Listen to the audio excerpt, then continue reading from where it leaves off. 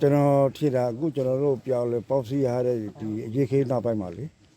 ကျွန်တော်တို့ဒီဖြည့်တဲ့နဲ့ပူပေါင်းပြီးတော့အေးအားတွားတွေ့လာတယ်ပြီးတော့ကျွန်တော်တို့လည်းစူးစမ်းပြီးတော့ချိုးတော့တိုက်ပွဲဝေလာတာတော့နှစ်နှစ်ကျော်ပေါ့နှစ်နှစ်လေးပါဆိုမှဘဝတော့တော်တော်ရလာပြီဟိုကျွန်တော်တို့ကြည့်လိုက်မယ်ဆိုနေရတစ်ချောင်းမှာလဲကျွန်တော်တို့ပြန်လေစိတ်ထုံးနိုင်တယ်ပြီးတော့လဲကျွန်တော်တို့တက်မှသို့ဒေသမှာ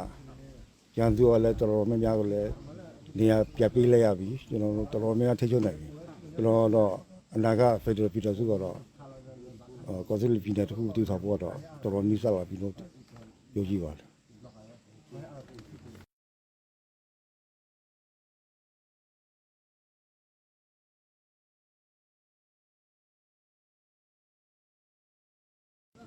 လိုတာပေါ့ပြည်သူ့ရတကယ်လိုတာပေါ့ပြည်သူ့ရရှိပြီလားကိုကျွန်တော်တော်လိုက်ရေးကိုပြကြည့်လိုက်တော့ဒီတော်လိုက်မှာတော်လောက်ကြီး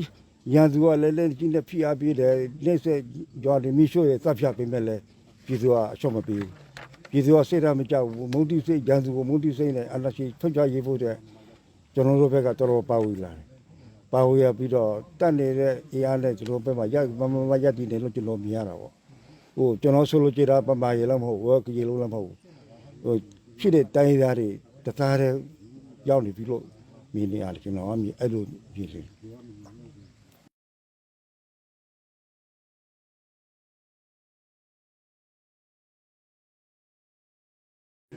စကတော့ဒီချိန်တော့စပြီးတော့စကတော့ဖြိုကွဲဖို့တော့တော်တော်နှိစလာပြီဆိုတော့ပက္ကစတော့ဒီချိန်မှာသူတို့နားလည်ဖို့သိပြီ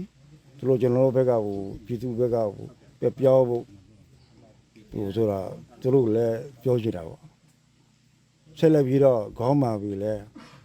သူ့အတွက်အကျိုးမရှိတော့ဘူးတိုင်းပြည်လည်းအကျိုးမရှိဘူးပြည်သူအတွက်ကိုတာမုန်းတီးတဲ့အာဟာတစ်ခုဖြစ်နေတဲ့ကြောင့်ပြည်သူလိုလားတဲ့ဘက်ကိုပြောဖို့တော့ကျွန်တော်